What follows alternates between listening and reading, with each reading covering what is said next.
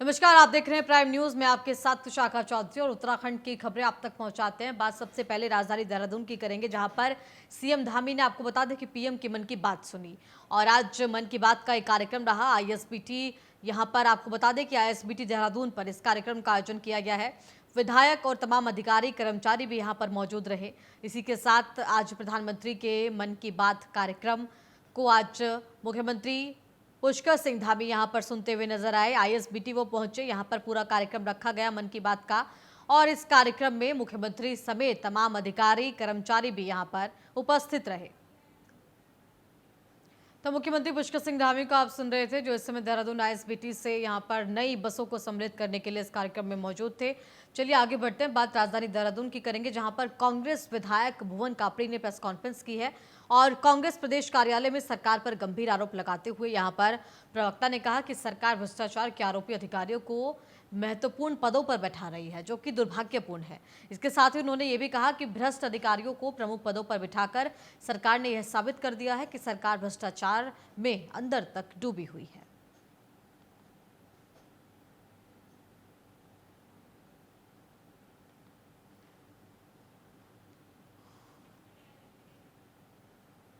आपको बता दें कि कांग्रेस कार्यालय में आज प्रेस कॉन्फ्रेंस का आयोजन हुआ और यहां पर कांग्रेस प्रवक्ताओं ने सरकार पर भ्रष्टाचार को लेकर तमाम आरोप लगाए हैं। उन्होंने कहा कि भ्रष्टाचार करने वाले लोगों को सरकार के द्वारा उच्च पदों पर बिठाया जा रहा है। इसके साथ ही आपको बता दें कि पूर्व विधायक मनोज रावत ने भी कहा कि प्रदेश में भू कानून को लेकर बड़े पैमाने पर आंदोलन हो रहे हैं। हाल ही में मुख्यमंत्री पुष्कर सिंह धामी ने अगस्त मुनि में कार्यक्रम में घोषणा की है कि वे बहुत सख्त भू कानून लाने जा रहे हैं। इससे पहले भी मुख्यमंत्री ने 2022 में उच्च अधिकार समिति बनाई थी। इन तमाम बातों को लेकर आपको बता दें कि आज कांग्रेस के द्वारा यहाँ पर घेरा गया है सरकार को और यहाँ पर ये तमाम बातें यहाँ पर कही गई हैं। सरकार भ्रष्टाचार में अंदर तक डूबी हुई है, ये आरोप यहाँ पर लगाए गए हैं। इनसे कह रहे हैं कि ये सरकार भ्रष्टाचारी सरकार है, ये भ्रष्टाचार में संलिप्त है, चाहे वो भर्ती घोटाला हो, चाहे वो उत्तराखंड के प्राकृतिक रोजगार खनन को जो है अन्य राज्य की कंपनी को देने का काम हो, चाहे वो आबकारी नीति हो, उन सब जगह पर कहीं न कहीं स्पष्ट भ्रष्टाचार दिखता है। और सरकार ने प्रदेश की बेशकीमती जमीनों को कौड़ियों के दाम अपने चहीतों को देने का काम भी किया है और एक बड़ा क्लस्टर तैयार किया जा रहा है 500 एकड़ के आसपास अलग अलग विभागों की ज़मीन को, उसको एक सरकारी संस्था को देकर उसकी तैयारी गुजरात की एक संस्था को देकर एजुकेशन हब डेवलप कराने का है, जिसमें पूरा भ्रष्टाचार है। तो उसी क्रम में ये भी हैं जो भ्रष्ट, देखिए सेवा विस्तार नियमावली जो बनी है, एक तो जो ये एक्सटेंशन है वो सेवा नियमावली विस्तार के खिलाफ है, उसकी नियमावली से बाहर है। दूसरी बात, सेवा विस्तार जो भी अधिकार निहित है सरकार को, इसलिए है कि कोई योग्य अधिकारी हो जिससे प्रदेश का फायदा हो रहा हो तो उसको सेवा विस्तार दिया जाता है 6 महीने का। लेकिन भ्रष्ट अधिकारियों को सेवा विस्तार दिया जाना साफ साफ है कि वो भ्रष्टाचार को बढ़ावा देना चाहते हैं और वो स्पष्ट दिखाई दे रहा है और उत्तराखंड की जनता इस बात को भली भांति समझ रही है। बता दें कि कांग्रेस के द्वारा ये आरोप यहाँ पर लगाए गए हैं और ज्यादा जानकारी के साथ संवाददाता जितेंद्र पेटवाल मेरे साथ जुड़ गए हैं इस समय राजधानी देहरादून से। जितेंद्र, देखिए कांग्रेस विधायक, कांग्रेस प्रवक्ता ये आरोप लगा रहे हैं कि अधिकारियों का जो कार्यकाल का विस्तार है उसका गलत दुरुपयोग किया जा रहा है और कहीं ना कहीं भ्रष्टाचार में लिप्त अधिकारियों को ये सेवा विस्तार दिया जा रहा है। तमाम बातें कही गई हैं, निशाना साधा क्या है? देखिए, जो कांग्रेस के उपनेता प्रतिपक्ष हैं भुवन कापड़ी, उन्होंने ये आरोप सरकार पर लगाया है कि तमाम ऐसे कर्मचारी और अधिकारी हैं जिनकी जांचें चल रही हैं, ये जिन पर भ्रष्टाचार के आरोप हैं और सरकार बावजूद इसके उन लोगों को जो प्रमुख पद हैं उन पदों पर तैनाती दे रही है। तो उस पर उन्होंने सवालिया निशान उठाए हैं कि जब किसी अधिकारी के खिलाफ कोई जांच चल रही है और भ्रष्टाचार का कोई मामले का उन पर आरोप है, तो ऐसे में सरकार को परहेज करना चाहिए। हालांकि वो आरोप अभी सिद्ध नहीं हुए हैं, जांच के दायरे में है, लेकिन फिर भी उन्होंने कहा कि नैतिकता के आधार पर सरकार को इतना तो सोचना चाहिए कि जिस अधिकारी की किसी मामले में जांच चल रही हो उसको महत्वपूर्ण जिम्मेदारियां ना दी जाए। लेकिन उन्होंने सीधे आरोप लगाया है सरकार पर कि सरकार इस तरह के जो क्रियाकलाप हैं वो उत्तराखंड में हो रहे हैं जी। और उस पर उन्होंने गंभीरता से सोचने की बात कही है। उन्होंने सरकार को नसीहत भी दी है कि सरकार को इन सब चीज़ों से बचना चाहिए। और अगर ऐसा है तो इस पर भी उन्होंने कई सवालिया निशान उठाए हैं कि क्यों सरकार की रुचि ऐसे अधिकारियों को जिम्मेदारी देने की है। जी। जी, ठीक है। भू कानून को लेकर भी घेरते हुए नजर आए हैं सरकार को। उन्होंने कहा कि भू कानून की मांग जनता कर रही है, लेकिन उस दिशा में सरकार का कोई कदम नहीं है और जिस तरफ सरकार को ध्यान देना चाहिए, वहां पर सरकार का ध्यान नहीं जा रहा है। और भू कानून उत्तराखंड के ज्वलंत मुद्दों में से एक मुद्दे हैं इन दिनों। और बात लाजमी भी है क्योंकि उत्तराखंड की जो जमीन है उसकी दिनों दिन जो है कृषि भूमि है वो खत्म होती जा रही है। खासतौर पर जो अन्य प्रदेशों के लोग हैं, ये बड़े पैसे वाले लोग हैं, वो पैसे का लालच देकर यहाँ की जमीनों को खरीद रहे हैं और उस पर अपना व्यवसाय कर रहे हैं। तो ऐसे में सबके मन में ये शंका है कि ऐसी स्थितियाँ रहेंगी तो एक दिन जो उत्तराखंड की जमीन, जल जंगल और जमीन है, वो धीरे धीरे नष्ट हो जाएगा। तो उस पर एक सशक्त कानून बनाने की जरूरत इन दिनों महसूस हो रही है। हालांकि बीजेपी भी इसके पक्षधर है। बीजेपी ने भी ये कहा है कि जो भू कानून है वो सशक्त भू कानून बनाया जाएगा। लेकिन विपक्ष का ये आरोप है कि जब ऑलरेडी एग्जिस्ट करता था प्रदेश में सशक्त भू कानून, तो बीजेपी के ही मुख्यमंत्रियों ने उसमें अमिटमेंट करके जो है उनका जो आरोप है कि अपने लोगों को फायदा पहुंचाने के लिए उसमें अमिटमेंट किया समय समय पर और उसमें शिथिलता दी। एक बार फिर जब अब मुख्यमंत्री धामी कह रहे हैं कि सशक्त भू कानून बनाएंगे, तो ऐसे में इनके मुख्यमंत्रियों के द्वारा ये क्यों किया गया कि उसमें थोड़ा सा ढील दी गई और किसी अन्य लोगों को वो फायदा उससे पहुंचा। इस पर तमाम तरह के आरोप जो है कांग्रेस लगा रही है। जी। इन दिनों काफी चर्चा का विषय भी ये बना हुआ है। तो देखते हैं सरकार इस ओर क्या ध्यान देती है और किस तरह का कानून उत्तराखंड में लाती है। चलिए ठीक है, देखना होगा। फिलहाल जिस तरीके से आरोप लगाए गए हैं कांग्रेस नेताओं के द्वारा, जवाब भी क्या कुछ दिया जाता है। तमाम जानकारी के लिए आपका धन्यवाद। चलिए आगे बढ़ते हैं, बात रुड़की की करेंगे, जहां पर वृद्धा आश्रम में अनीता भारती पहुंची। दिवाली के मौके पर बुजुर्गों से मिलने के लिए यहां पर पहुंची हैं अनीता भारती। प्रसिद्ध ड्रग इंस्पेक्टर अनीता भारती के यहां पर वृद्ध आश्रम पहुंचकर आंसू छलक गए। सोशल मीडिया पर यह वीडियो भी वायरल है, जहां पर वृद्धा आश्रम में लेडी सिंघम के नाम से जिले में प्रसिद्ध ड्रग इंस्पेक्टर यहां पर अनीता भारती पहुंची। और जब पहुंची तो कहीं ना कहीं वृद्धाश्रम में उपस्थित जो लोग थे उनको देखकर उनके आंसू छलके हुए दिखाई दिए। एक ऐसी लेडी अफसर जो मेडिकलों, दवाइयों, कंपनियों में खामियां मिलने पर कठोर कार्रवाई करती हुई नजर आती हैं, आज वो भावुक होती हुई नजर आई।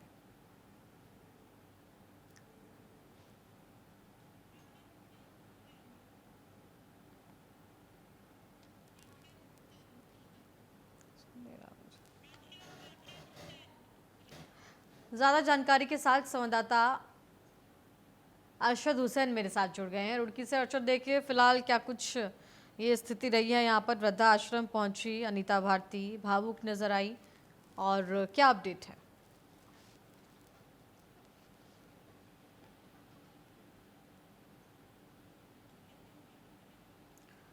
अरशद, देखिए क्या कुछ यहाँ पर रहा जब वृद्धाश्रम पहुंची यहाँ पर अनीता भारती, किस तरीके से स्थिति दिखाई दी?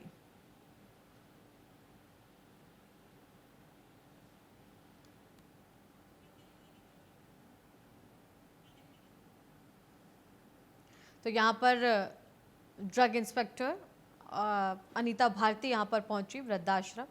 वृद्धाश्रम पहुंचकर वो भावुक नजर आई। किस तरीके से यहाँ पर वृद्धाश्रम में जो स्थिति है बुजुर्गों की, वो देखने के लिए यहाँ पर मिलती है। अलग अलग दुख दर्द यहाँ पर बताए गए सभी के द्वारा, और कहीं ना कहीं यहाँ पर अधिकारी जो हैं वो भावुक दिखाई दी। वीडियो भी सामने आया है इस पूरे मामले का, इस पूरी घटना का, जिसके बाद ये वीडियो भी वायरल है।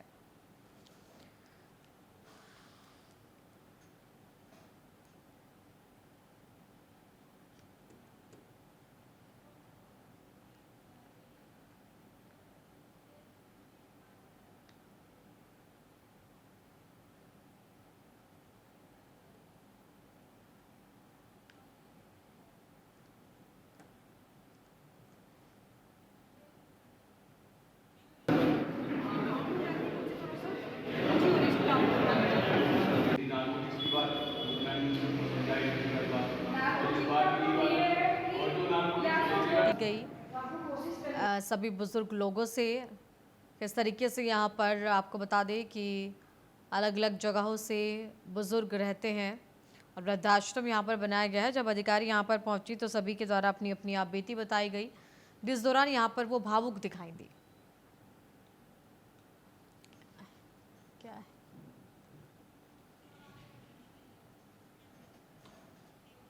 चलिए आगे बढ़ते हैं, बात रुड़की की करेंगे, जहां पर 4 बार के सभासद और जनता दल यूनाइटेड के नेता मोहम्मद शफी ने प्रेस कॉन्फ्रेंस का आयोजन किया यहां पर। और इस दौरान मोहम्मद शफी ने मंगलोर नगर पालिका परिषद का चेयरमैन बनने के बाद कोई कस्बे के विकास का यहां पर दावा भी किया है। इसके साथ ही उन्होंने कहा कि मंगलोर विधायक काजी निजामुद्दीन के खेमे में 4 नेता अपनी अपनी जीत के अलग अलग दावे कर रहे हैं, पर कोई भी इतना सक्षम नहीं है जो चेयरमैन बनने के बाद मंगलोर का विकास कर सके। साथ ही उन्होंने कहा कि पूर्व कैबिनेट मंत्री हाजी सरबत करीम अंसारी के पुत्र उब्रहू हवन उर्फ मोंटी से नगर पालिका का चुनाव लड़ाने की अपील करते हुए उन्होंने कहा कि अगर मौका दिया जाता है तो वह चेयरमैन की सीट उनकी झोली में डाल सकते हैं। मंगलौर की जनता से ये निवेदन करता हूँ कि इस बार मंगलौर नगर पालिका चुनाव में किसी पढ़े लिखे समझदार आदमी को, जिससे मंगलौर क्षेत्र की सब समस्याओं की जानकारी हो, अच्छे घर से हो, पढ़ा लिखा हो, जो नगर पालिका के लिए राज्य सरकार से योजनाएं ला सके और योजनाओं का क्रियान्वयन ईमानदारी के साथ कर सके, ऐसे कैंडिडेट को नगर पालिका का चेयरमैन बनाना चाहिए। देखिए, जितने भी दावेदार वहाँ चेयरमैन पद के दावेदार हैं, चाहे वह काजी जी ग्रुप के हों, चाहे वहाँ हाजी जी ग्रुप के हों, उनकी मंशा केवल चेयरमैन पद तक की है। जनता के विकास करने का कोई मेन मकसद काजी जी के ग्रुप का किसी भी कैंडिडेट का नहीं है। आप पहले देख लें कि इसमें इस्लाम चौधरी और डॉक्टर शमशाद, उनकी माँ, उनके भाई 2 बार चेयरमैन रह चुके। कितना विकास इस मंगलौर के अंदर किया गया है वो आप सबके सामने है। दूसरी बात यह है, हमारे मंगलौर की पब्लिक को हम बार बार इस बार में जागरूकता करते हैं, इस बार में उन्हें जागरूक करने का प्रयास करते हैं कि उस व्यक्ति को वोट दें जो आदमी आपका और आपके मंगलौर का और आपके शहर का विकास कर सके, आपके शहर को विकास के पथ पर अग्रसर कर सके और मंगलौर को तरक्की के एक नए आयाम पर ले जाए। आप ये देखिए, 75 साल हमारे देश को आज़ाद हुए हो गए हैं। आज भी मंगलौर जो है, जो पुराने टाइम में कभी तहसील कहलाता था, आज मंगलौर जो है वो कस्बा बन गया है। और आप ये देखिए, पास के आसपास के गांव जो नाथुकेड वगैरह है, उनसे भी बेटर उनसे भी बदतर हालात है हमारे मंगलौर के। और चलिए आगे बढ़ते हैं। किच्छा में आपको बता दें कि वन विभाग की छापेमारी के दौरान टीम के ऊपर कुछ तस्करों ने हमला कर फायरिंग की, जिसके बाद पुलिस और बदमाश के बीच यहां पर मुठभेड़ हो गई। वहीं पुलिस एनकाउंटर में गोली बदमाश के पैर में लगी, जिसके बाद घायल को इलाज के लिए सीएचसी भर्ती कराया गया। वहीं एसएसपी ने बताया है कि तस्करों के खिलाफ पहले से भी कई धाराओं में मुकदमा दर्ज कराया गया था, जिसके बाद पुलिस ने 2 नामजद आरोपियों को गिरफ्तार किया है। और 16 तारीख को वन कर्मियों के ऊपर कुछ वन तस्करों ने नानक मत्ता क्षेत्र में फायरिंग की थी। मुकदमा पंजीकृत हुआ, जिसमें 5 लोगों के नाम प्रकाश में आए थे। उनकी गिरफ्तारी के प्रयास किए जा रहे थे। आज फुलभट्टा थाना क्षेत्र के बड़ा चौकी क्षेत्र में एक अभियुक्त की जानकारी प्राप्त हुई। पुलिस ने उसे गिरफ्तार करने की कोशिश की, परंतु उसके द्वारा फायर किया गया। जवाब में पुलिस के द्वारा भी फायर किया गया और उसके पैर में गोली लगी है।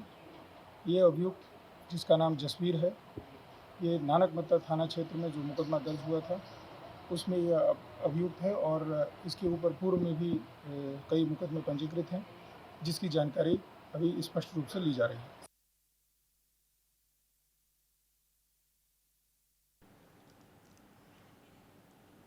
तो किच्छा में आपको बता दें कि यहाँ पर आरोपियों पर कई धाराओं में पहले से मुकदमा दर्ज था, जिस बीच यहाँ पर पुलिस की तरफ से कार्रवाई हुई है। इस बीच पुलिस और बदमाशों की आपस में मुठभेड़ हो गई।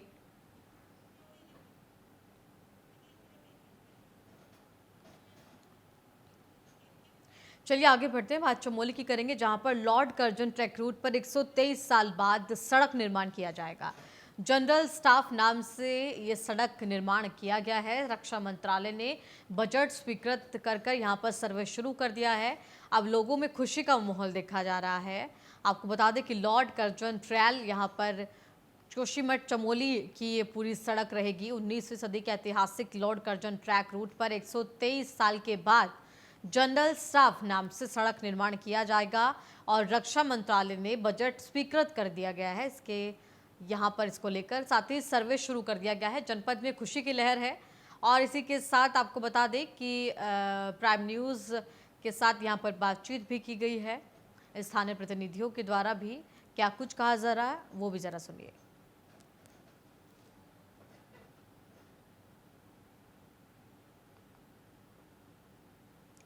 तो जनरल स्टाफ के नाम से आपको बता दें कि यहाँ पर अभी कुछ समय पहले मालूम हुआ कि जो हमारा क्वारी पास ट्रैक है, जिसे कि हम लॉर्ड कर्जन ट्रेल के नाम से भी जानते हैं, वो सड़क मार्ग से जुड़ने जा रहा है। और इसी ट्रैकिंग रूट में दर्जनों जो गांव हैं, पाणा, ईरानी, वो सारे गांव भी अब इस सड़क मार्ग से जुड़ सकेंगे। तो जो भी स्थानीय लोग हैं वो काफी खुश हैं। आने वाले समय में उन लोगों को नए रोजगार के साधन उपलब्ध होंगे और वो इस मुख्य धारा में आ पाएंगे। साथ ही जो ट्रैकिंग व्यवसाय से जुड़े लोग हैं या जो प्रकृति प्रेमी हैं, और उन लोगों का भी एक छोटा सा संदेह है कि जिस तरीके से ये मॉडर्नाइजेशन बढ़ रहा है और विकास हो रहा है, तो हमको जरूरत है कि जो हमारा जो हिमालय है, जो ग्लेशियर्स हैं, जो इकोसिस्टम है, तो विकास और इस इकोसिस्टम के बीच में भी एक तालमेल रहे, ताकि हम लोग जो ये प्रकृति है वो बची रहे। आज जिस प्रकार से आप देख रहे होंगे कि रक्षा मंत्रालय के द्वारा जो इस रोड का निर्माण होना है जनरल स्टाफ रोड के नाम से, और इस रोड के जो निर्माण से पूरे क्षेत्र में एक खुशी की लहर है। और जो पूरे हमारे 5 ब्लॉक हैं जो इससे कनेक्ट होगी, जो सामरिक दृष्टि से भी और पर्यटन की दृष्टि से भी एक बहुत बड़ा मील का पत्थर साबित होने वाला है। और जो इसमें मेन प्रयास माननीय हमारे सांसद जी के द्वारा इतना अथक प्रयास किया गया, इसके लिए मैं बहुत बहुत उनको बधाई देता हूँ। और क्षेत्र में खुशी की लहर है कि जो लॉर्ड कर्जन ट्रैक था अब जनरल स्टाफ के रोड के नाम से जाना जाएगा। और खबर बद्रीनाथ से है, जहां पर बद्रीनाथ धाम यात्रा अब इस समय अंतिम अपने चरण में है, जिसके बाद धाम के कपाट आगामी 17 नवंबर को शीतकाल के लिए बंद हो जाएंगे। वहीं बद्रीपुरी में रमा एकादशी के विशेष पर्व पर स्थानीय श्रद्धालुओं में भी बड़ी तादाद में अलकनंदा नदी में पवित्र स्नान और दान पुण्य के बाद श्री बद्रीनाथ जी के दर्शन हो रहे हैं। ब्रह्म मुहूर्त से ही बद्रीनाथ मंदिर के सिंह द्वार पर श्रद्धालुओं की लंबी कतार श्री हरि नारायण प्रभु के दर्शनों के लिए लग रही है, जहां 26 अक्टूबर तक करीब 11,000 श्रद्धालु श्री बद्रीनाथ धाम पहुंचे हैं। वहीं आज भी सुबह से दोपहर तक बद्रीपुरी में तीर्थयात्रियों का इस समय जमावड़ा लगा रहा हुआ है। और आपको बता दें कि कपाट खुलने से लेकर अब तक बद्रीपुरी में करीब 12,25,000 तीर्थयात्री ने भगवान श्री बद्री विशाल के दर्शन इस समय किए हैं।